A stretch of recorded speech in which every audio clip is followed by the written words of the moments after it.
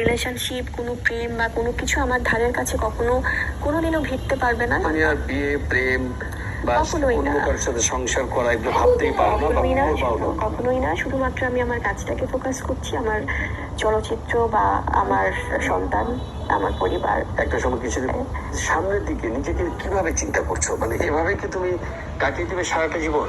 আমি খুব খোলামেলা জিজ্ঞেস করলাম তোমাকে। একদমই ভাইয়া, আমার স্ট্রেট উত্তর, আমি এটাতে চিন্তা করতে একটু সময়ও নেব না, কারণ আমার কাছে মনে হয় আমার সন্তান আমার কাছে সবকিছু। ফার্দার কোনো রিলেশনশিপ, কোনো প্রেম বা কোনো কিছু আমার ধারের কাছে কোনোদিনও ভিড়তে পারবে না। মানে আর বিয়ে, প্রেম বা কখনোই অন্য না। কারোর সাথে সংসার করা এগুলো ভাবতেই পারো না বা করবাও না। কখনোই না। শুধুমাত্র আমি আমার কাজটাকে ফোকাস করছি, আমার চলচ্চিত্র বা আমার সন্তান, আমার পরিবার। একটা সময় কিছুদিন পর তুমি আর নায়িকা থাকবে না, হয়তো 2, 4, 5 বছর পর। তখনও কি তুমি তোমার এই পণে যেটা পণ করেছো সেটাতে স্থির থাকবে নাকি না আবার সিদ্ধান্ত বদল করতেও পারো? না, একদমই না ভাইয়া, এই সিদ্ধান্ত কখনোই বদল হবে না, আল্লাহ যদি আমাকে সুস্থ রাখে, ভালো রাখে। কারণ পরিবার আমার থেকে কাছে চাপ আসবে না? না, কারণ আমার কাছে মনে হয় যে আসলে জীবনের এই পর্যায়ে এসে বা যখনই হোক, আমি আমার সম্পূর্ণ সিদ্ধান্তটাই আসলে আমার এভাবেই ছিল বা আমি এভাবেই পথ চলতে চাই। শাকিব খান আবার কখনো তার সন্তানের মায়ায় বা ইয়েতে, শাকিব যদি তোমাকে ঘরে তুলে নিতে চায় তাহলে যাবে?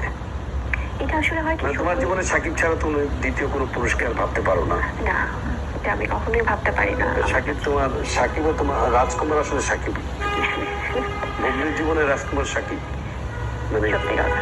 এটাই ফার্স্ট এবং কিন্তু ইন লাস্ট। ফিউচার কি হবে আমাকে ওভাবেই করে সেটা আসলে সময় বলে দেবে। তোমার ইচ্ছা নেই? কিন্তু আমার কাছে মনে হয় যে তার আগে আমাদেরও একটা কনভারসেশনের জায়গা আছে, আমাদেরও একটা কথা বলার জায়গা আছে, সেটা পারিবারিক ভাবে।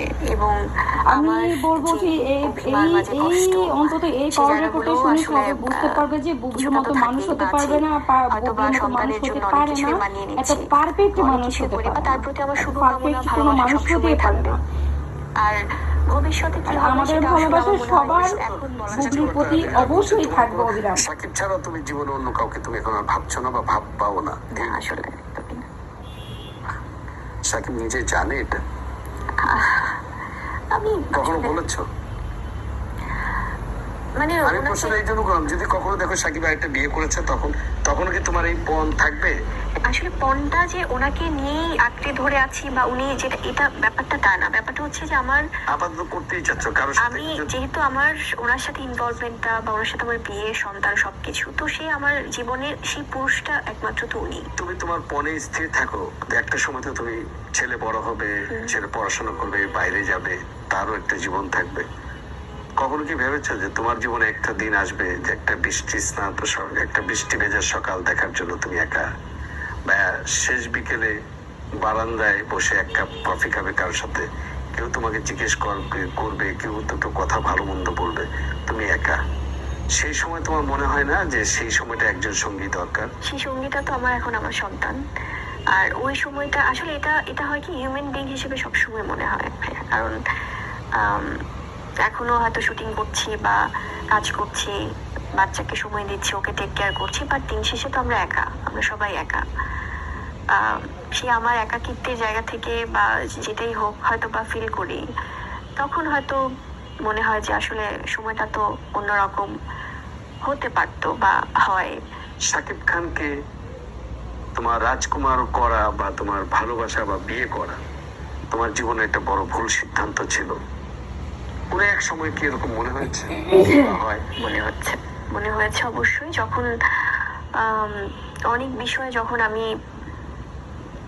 আমার ওই মানুষটাকে তো সবচেয়ে আমার কাছে বা পাশে দরকার ছিল, তো হয়তো অনেক সময় পাইনি, বা অনেক সময় মনে হয়েছে যে আসলে এটা তো আমার একার সিদ্ধান্ত ছিল না। এটা কি যখন সেজাত তোমার গর্বে, সেটা অনেক সময় হয়েছে আমেরিকায়, যখন তুমি করোনার সময় ছিল, ওই সময়টা আমেরিকায় বা অনেক সময় হয়েছে এটা আসলে। শুধুমাত্র ওই সময়টা তো অনেক বেশি ক্রিটিক্যাল ছিল যেহেতু করোনার টাইম বা সবকিছু মিলে। এছাড়াও অনেক সময় মনে হয়েছে যে আসলে এই মানুষটা বা এই কাছের মানুষটার আমার সবচেয়ে সাপোর্টটা দরকার ছিল, তখন হয়তো বা আমি সামহাও হয়তো হয়নি, তো তখন মনে হয়েছে আসলে হয়তো বিশ্বাস করাটা ভুল হয়েছিল। কিন্তু বিয়ে, সন্তান, এগুলো ভুল ছিল এটা বলবো না, কারণ এটা সম্পূর্ণ আল্লাহ প্রদত্ত জিনিস ভাইয়া। কারণ সন্তান বা বিয়ে এটা তো সব আল্লাহ লিখে রাখে। তো সেক্ষেত্রে আমি ভুল বা সঠিক বলার কেউ না, কিন্তু মনে হয় যে আসলে হয়তো সবকিছু বিশ্বাস না করলে জীবনটা আর একটু অন্যরকম হতো। যারা তোমাকে অপছন্দ করে, যারা নানা ধরনের নোংরা কথা বলে, তারা বলার চেষ্টা করছে বীরের বাবা শাকিব খান, তাতে কোনো সমস্যা নেই, দাদা মানে শাকিব নিজেই সেটা বলে আমার সন্তান, কিন্তু বুবলি যে শাকিবের স্ত্রী এটা কোনো প্রমাণ নেই। মানে এটা কি এরকম? আমাদের শরীয়ত মোতাবেক আমাদের যে রেজিস্টার বিয়ে হতে হয় না, সেটা হচ্ছে মুন্সি ডেকে কলমা পড়ে আমরা কবুল বলে বিয়ে হয় আমাদের ধর্মীয় মোতাবেক, কিন্তু জায়েজ। আমরা এইভাবেই দেখেছি আগে। এখন কাজী অফিসে রেজিস্ট্রি করতে হয়। তোমাদের বিয়েটা কি ঢাকায় হয়েছিল না দেশের বাইরে? পুবাইলে হয়েছিল। হ্যাঁ? এটা পুবাইলে শাকিব খানের বাড়িতেই হয়েছিল। মোবাইলে হয়েছিল? এক্স্যাক্টলি। তাহলে সেটা তো নিশ্চয়ই কাজই ছিল। অবশ্যই। এবং আমার কাছে মনে হয় যে আসলে এগুলো এক ধরনের আসলে গুজব ছড়ানো, যে কারণ তাহলে তো আমাদের আজকে 9 বছর হচ্ছে আমাদের সবকিছু মিলিয়ে ওনার সাথে আমার পরিচয় বা সব, আর আমাদের বিয়ের বয়সে তো হয়ে যাচ্ছে অলমোস্ট 6-7 বছর। ছিল তাহলে নিশ্চয়ই একদমই ছিল। এবং সবচেয়ে বড় জিনিস হচ্ছে যে ওখানটাতে যে আমাদের সংসার ছিল পুবাইলে, সেখানে আমরা যে একসাথে স্টে করতাম, থাকতাম, বাজার জান্নাতে, যেটা জান্নাতে, রাইট। এবং ওখানটাতে ওখানকার সবাই জানে, এবং আমাদের কাছের যারা ডিরেক্টর প্রডিউসার তারাও জানে। এখন হয় কি ভাইয়া, এই জিনিসগুলো না খুব মানে ফালতু ভাবে মানুষজন নিয়ে আসার চেষ্টা করে। এটা ওই যে ওই গ্রুপগুলোই করে, ঘুরে ফিরে একই এরাই করে। খান সাহেব মস্ত বড় নায়ক, মানে শাকিব খানের কথা বলছে, অনেক ধন্যাঢ্য। হ্যাঁ, কিন্তু আমরা যারা তাকে চিনি একভাবে, আমরা অনেক সময় বলি দুষ্টামি করে কৃপনের ইয়ে। তোমাকে বিয়ের দিনে কি উপহার দিয়েছিল সে? সবচেয়ে নিশ্চয়ই তোমাকে খুব একটা চমক দিতে চেয়েছিল। সারপ্রাইজিংলি যেটা ছিল যে আসলে আমাদের প্রথমত আমার প্রচুর যে শপিং করা বা আমার না খুব একটা চাহিদা নেই বাবু ভাই। আমার যে আমাকে এটা কিনে দিতে হবে, ওটা কিনে দিতে হবে। তো প্রতিনিয়ত সে বিয়ের সময় যেটা হয়েছে যে আসলে যেটা অর্নামেন্টের ব্যাপারগুলো বা যেটা যাই থাকুক, আসলে ওগুলো একদম ব্যক্তি বিষয়ের মধ্যেই রাখি। কি কি গিফট ছিল বা কারা কি তখন উনি কি দিয়েছেন, কারণ এটা বলে শেষ করা যাবে না, বিকজ প্রত্যেকটা সময় ওনার অনেক স্পেশাল গিফট থাকে। মহারণের টাকা কি ওই দিনে পরিশোধ করেছিল এরকম কিছু? না, ওদিন করেনি, বা বলেছে করবে, এবং করে হচ্ছে তার কিছুদিন পরেই করে দিয়েছে। হ্যাঁ। কেমন ছিল? 1 কোটি? না, এত বেশি ছিল না, কারণ আমাকে সে যখন জিজ্ঞেস করেছে তো তখন আমি মানে বলেছি যে আসলে যেটা আমাদের ইসলামিক শরীয়ত মোতাবেক যেটা হয়, যে যেটা না হলেই না, সেটা কারণ 7 ডিজিটের ছিল না, 7 ডিজিটের নিচে এরকম কাছাকাছি ছিল, কিন্তু টাকার অঙ্ক দিয়ে তো আসলে আমার মনে হয় এটা এক ধরনের এটা একটা ভালোবাসার আসলে বহিঃপ্রকাশ। রাইট। তোমার সাথে যে মোমেন্টটা, যে সুন্দর মুহূর্তগুলো তোমরা কাটালে, কত বছর তখন সেখানে তোমাদের একটা ইয়ে ছিল? আমাদের হয় কি ভাই, মানে সুন্দর মোমেন্টস গুলো মানে এমন না যে খুব পরিকল্পনা করেছে। মানে ওই সময়টা, বিয়ের পরের সময়টা, ওইটা অনেক দিন ছিল, খুব ভালোভাবেই ছিল। তাজমহলে গেলে কি পরেই?